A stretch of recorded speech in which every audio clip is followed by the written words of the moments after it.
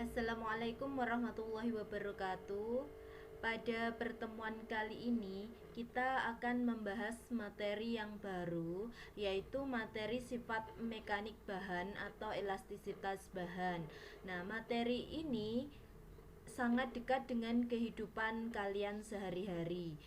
Langsung saja untuk pertemuan kali ini kita akan membahas mulai dari yaitu gambar ini. Di sini saya mau menampilkan gambar ada di bagian kiri dan juga gambar yang ada di bagian kanan. Yang ada di bagian kiri itu adalah plastisin. Yang ada di bagian kanan itu ada pegas dan juga karet. Dalam hal ini adalah karet gelang. Kalau kita perhatikan, bedanya apa antara kedua kelompok ini? Yaitu bedanya ketika kita menarik benda ini, kemudian tarikan kita lepaskan. Nah, bedanya apa? Kalian coba misalkan kalian pegang plastisin itu, kemudian kalian tarik plastisin. Nah, berarti otomatis plastisin itu kan menjadi berubah bentuk. Nah, di sini plastisin itu misalkan menjadi lebih panjang sesuai dengan tarikan kalian. Ketika kalian lepaskan tarikan itu, maka bentuknya plastisin itu kan tetap seperti setelah kalian tarik, ya kan? Beda dengan pegas atau karet gelang. Ketika pegas atau karet itu kalian tarik, berarti dia akan bertambah panjang, bentuknya berubah. Tetapi ketika kalian lepaskan tarikan itu, maka pegas atau karet gelang itu kembali ke bentuk semula. Jadi perbedaan antara gambar yang sebelah kiri dan juga sebelah kanan itu terletak pada bentuk ketika tarikan tangan itu dilepaskan. Nah, kita bahas maksudnya apa itu, yaitu tentang elastisitas bahan. Secara umum, bahan itu dikelompokkan menjadi dua, yaitu yang pertama adalah bahan elastis dan juga yang kedua adalah bahan plastis. Kita bahas yang pertama untuk yang elastis dulu. Adalah sifat suatu benda yang dapat kembali ke bentuk semula setelah gaya luar yang diberikan pada benda tersebut dihilangkan. Contohnya itu adalah pegas, karet, jadi yang sebelah kanan tadi. Jadi ketika gaya, tarikan atau mungkin dorongan itu dihilangkan, maka pegas atau karet itu bisa kembali ke bentuk semula.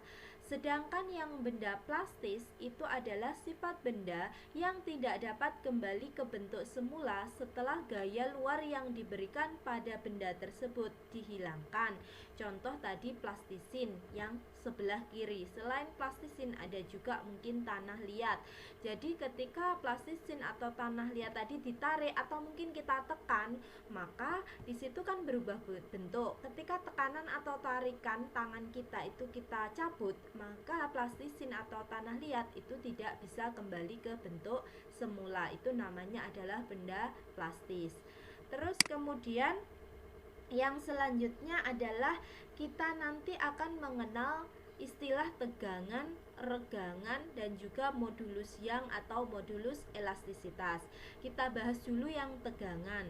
Tegangan itu adalah hasil bagi antara gaya yang diberikan baik berupa dorongan atau berupa tarikan yang dialami benda terhadap luas penampang atau A. Jadi ketika benda itu mengalami perubahan bentuk atau perubahan perubahan bentuk akibat gaya, tarikan atau dorongan, itu kan dia perubahannya seluas luas permukaan atau luas penampang.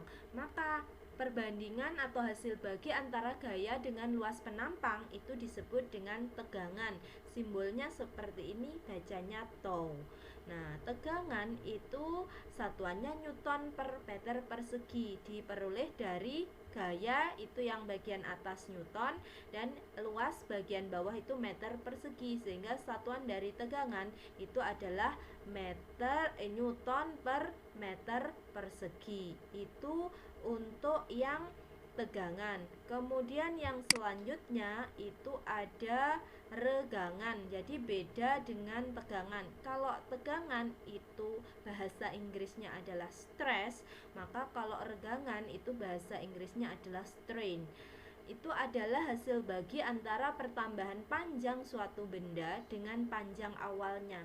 Jadi tadi ketika benda elastis itu ditarik, maka kan dia akan mengalami pertambahan panjang. Nah, pertambahan panjang itu disimbolkan dengan delta L. Terus kemudian ketika sebelum ditarik, dia kan mempunyai panjang mula-mula atau panjang awal, maka itu disimbolkan dengan L. Nah, hasil baginya itu disebut regangan. Simbolnya seperti ini.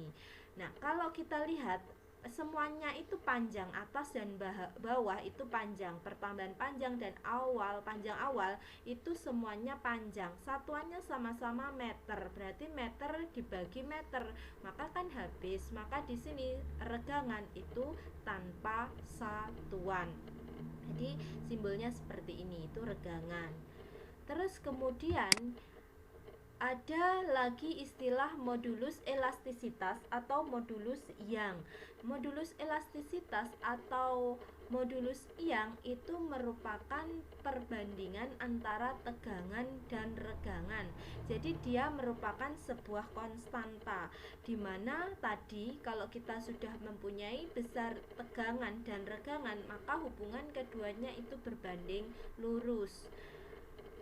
Nah, perbandingan antara tegangan dan regangan itu merupakan sebuah konstanta yang disebut dengan modulus elastisitas atau modulus Young.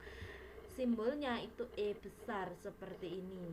Nah, itu sama dengan perbandingan tau dan E atau epsilon. Jadi tegangan dibanding regangan. Kalau kita uraikan tegangan tadi itu adalah F per A. Kalau regangan itu kan delta L per L. Tapi karena dia berada di penyebut atau bawah, maka kita balik menjadi L per delta L. Nah, di mana E tadi itu adalah modulus Young atau modulus elastisitas, satuannya itu sama dengan tegangan, yaitu Newton per meter persegi. Terus kemudian selanjutnya ada hukum Hooke. Di sini dikemukakan oleh seorang yang bernama Robert Hooke. Sebentar. Jadi di sini dikemukakan oleh seorang yang namanya Robert Hooke, di mana Robert Hooke itu menyatakan pada daerah elastisitas benda, pertambahan panjang benda berbanding lurus dengan gaya yang bekerja pada benda tersebut. Jadi ini pernyataan hukum Hooke. Maksudnya pada daerah elastisitas benda itu apa? Jadi ketika benda itu bisa elastis, alias begini, suatu saat benda itu akan kehilangan elastisitasnya, atau elastisitas benda itu sudah tidak ada, seperti itu. Nah, di sini pada daerah elastisitas benda yang dimaksud, kemudian pertambahan panjang tadi kan delta L atau di sini disebut dengan delta X, sama saja, itu berbanding lurus dengan gaya yang bekerja pada benda. Tadi kan benda itu bertambah panjang ketika dia diberikan gaya. Nah, perbandingan antara gaya dengan pertambahan panjang itu berbanding lurus.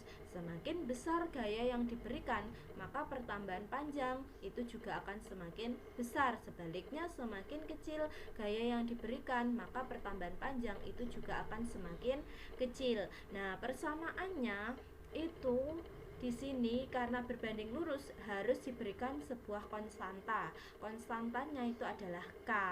Nah, persamaannya menjadi F gaya sama dengan K konstanta dikalikan delta X. Delta X itu pertambahan panjang. Nah, K konstantanya itu apa? Yaitu di sini konstanta pegas. Dalam hal ini kita membahas elastisitas pegas ya. Nah, karena satuan gaya Newton, kemudian pertambahan panjang itu meter, maka satuan konstanta itu adalah Newton per meter. Ini K kecil ya, jadi seperti yang di persamaan. Jadi ini adalah persamaan hukum Hooke. Kemudian selanjutnya susunan pegas. Jadi berlaku hukum Hooke pada susunan pegas. Ketika kalian mempunyai pegas kemudian lebih dari satu, maka kalian bisa menyusun pegas itu menjadi beberapa macam, yaitu ada seri, ada paralel, atau campuran keduanya. Kita bahas yang pertama untuk susunan pegas seri dulu. Jadi di sini hukum Hooke untuk susunan pegas seri. Ketika misalkan saya punya dua buah pegas, kemudian konstantanya masing-masing K1 dan K2, kemudian saya susun secara seri, maka gambarnya seperti ini. Jadi ini adalah susunan pegas secara seri. Kemudian pada bagian bawah pegas yang ini, itu kita tarik dengan gaya sebesar F, maka nanti pegas itu akan bertambah panjang. Nah, kita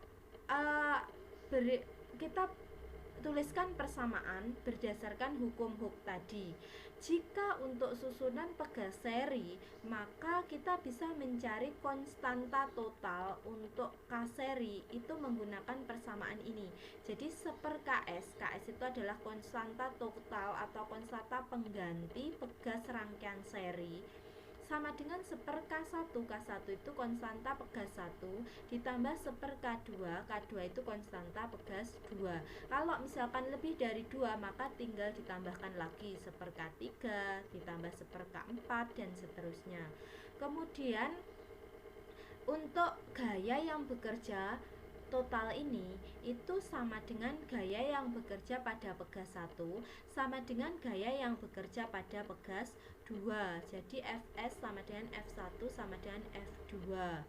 Kemudian untuk pertambahan panjang untuk pegas susunan seri delta X seri sama dengan penjumlahan pertambahan panjang masing-masing pegas, yaitu delta X1 ditambah delta X2 dan seterusnya. Itu untuk susunan seri. Beda dengan misalkan kalian menyusun secara paralel. Jadi gambarnya seperti ini. Kalian mempunyai dua buah pegas K1 dan K2 konstantanya. Kemudian kalian susun secara paralel, maka gambarnya itu seperti ini. Kemudian di bagian bawah kalian tarik dengan gaya sebesar F. Nah, hukum Hooke untuk pegas paralel. Untuk konstanta dulu.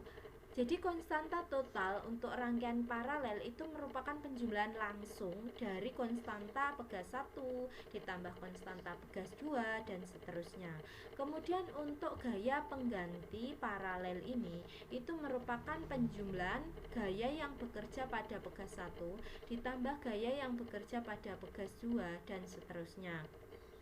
Sedangkan untuk pertambahan panjang untuk susunan paralel itu sama dengan pertambahan panjang yang dialami pegas 1 delta X1 sama dengan pertambahan panjang pegas 2 atau delta X yang kedua. Nah, kalau misalkan nanti campuran, maka itu nanti kalian bisa mengkombinasi antara seri dan paralel. Terus kemudian selanjutnya misalkan ada contoh soal di sini. Ini masih hukum Hooke pada rangkaian pegas. Di sini ada soal 4 buah pegas identik dengan konstanta sebesar 400 Newton per meter disusun paralel. Jadi ini soalnya paralel. Pada ujung bawah susunan pegas diberi beban bermassa 2 kilo. Hitung yang pertama adalah konstanta pengganti pegas, yang kedua adalah pertambahan panjang susunan pegas. Nah, di sini kita bisa menjawab untuk soal tersebut. Kita gambarkan dulu. Misalkan ada 4 buah pegas yang disusun secara paralel. Pegas identik, maksudnya konstantanya itu sama. Nah, 1 2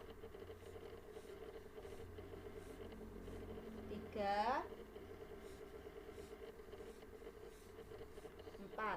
Nah, di sini ada 4 buah pegas yang disusun secara paralel. Kemudian misalkan ini konstanta K1 atau K ya. Kalau misalkan pegasnya identik berarti K-nya itu sama. Berarti K1, K2, K3 dan K4. Kita tulis di sini K-nya itu sama. Jadi K1 sama dengan K2 sama dengan K3 sama dengan K4. 4, atau boleh sama dengan K, seperti itu juga tidak apa-apa. Terus kemudian K-nya itu diketahui sebesar 400 Newton per meter. Jadi K atau konstanta semua pegas itu adalah 400 Newton per meter. Kemudian di bagian bawah susunan pegas, misalkan ini kita hubungkan, terus kemudian di bagian bawahnya itu diberikan beban dengan massa sama dengan 2 kg. Nah, beban ini itu akan menarik susunan pegas itu sehingga dia menjadi bertambah panjang. Jadi di sini pada pegas itu bekerja gaya. Di sini gayanya adalah gaya berat atau W. Nah, terus nanti pertambahan panjangnya kita misalkan itu adalah delta X. Yang pertama kita jawab dulu yang A. Konstanta pengganti susunan pegas ini kan dia paralel, berarti kalau paralel tadi ini konstanta penggantinya itu penjumlahan langsung dari keempat susunan pegas atau keempat konstanta pegas maksudnya. Nah, berarti di sini tinggal nambah saja konstanta pengganti yang paralel atau KP sama dengan K1 ditambah K2 ditambah K3 ditambah K4. Berarti ini kan tadi semuanya itu nilainya K, berarti K tambah K tambah K tambah K atau 4 kali K. Berarti di sini karena nilainya 400, berarti yo 4 kali 400 atau 400 tambah 400 tambah 400. Berarti kalau misalkan semuanya itu ditambahkan, berarti penjumlahannya atau nilai totalnya itu adalah 1600 Newton per meter. Jadi ini adalah jawaban untuk yang poin A. Jadi konstanta penggantinya itu nilainya adalah 1600, tinggal dijumlahkan saja. Terus kemudian yang poin B. Poin B itu adalah pertambahan panjang susunan pegas. Kita menggunakan konsep hukum Hooke. Nah, hukum Hooke tadi itu yang B, hukum Hooke persamaannya itu adalah F sama dengan K dikalikan delta X. Nah, jadi ini adalah persamaan hukum Hooke di mana K-nya tadi adalah K pengganti untuk paralel. Nah, di sini tadi gaya yang bekerja itu adalah gaya berat benda. Berarti boleh ya saya ganti dengan W. W sama dengan KP dikalikan delta X. Di mana gaya berat itu W sama dengan M dikalikan G. Terus kemudian ini KP kali delta X. Yang kita cari ini adalah delta X-nya. Nah, terus kemudian masanya diketahui 2G, percepatan gravitasi. Kalau di soal tidak diketahui, tulis saja 10 meter per sekon kuadrat. Berarti 2 kali 10, KP-nya tadi itu adalah 1600 dikalikan delta X. Nah, terus kemudian berarti 20 sama dengan 1600 dikalikan delta X. Berarti di sini delta X sama dengan 20 dibagi 1600. Coret saja nolnya, berarti seperti ini. Sederhanakan, misalkan dibagi 2, 1 dibagi 2 itu 80. Berarti delta X sama dengan 1 dibagi 80. Nah, terus kemudian kalau misalkan 1 dibagi 8 itu kan 0,125. Berarti kalau dibagi 80 berarti 0,0125 ya meter. Nah, berarti nilainya itu adalah 0,0125 meter, atau kalau diubah ke dalam sentimeter itu adalah 1,25 cm. Jadi ini itu adalah jawaban dari soal yang ada di slide saya. Jadi 0,0125 meter atau 1,25 cm untuk pertambahan panjang susunan pegas. Sudah bisa dipahami? Nah, silahkan boleh ditulis ulang kalau kalian lebih pengen memahami lagi. Itu adalah jawaban soal. Kemudian selanjutnya yang terakhir itu energi potensial pegas. Jadi di sini energi potensial pegas itu dimiliki oleh pegas. Jadi karena diamnya tadi pegas, dia berpotensi untuk bertambah panjangnya. Nah, energi potensial pegas itu persamaannya adalah EP pegas sama dengan setengah dikalikan K dikalikan delta X kuadrat. Jadi EP pegas itu energi potensial, K itu adalah konstanta pegas, dan delta X itu adalah pertambahan panjang. Kalau dibuat dalam grafik hubungan antara F terhadap delta X, maka akan menghasilkan grafik seperti ini. Untuk delta X itu sebagai sumbu Y dan F sebagai untuk delta X itu sebagai sumbu X dan F itu sebagai sumbu Y, maka akan membentuk kurva linier lurus ke atas yang garis warna merah.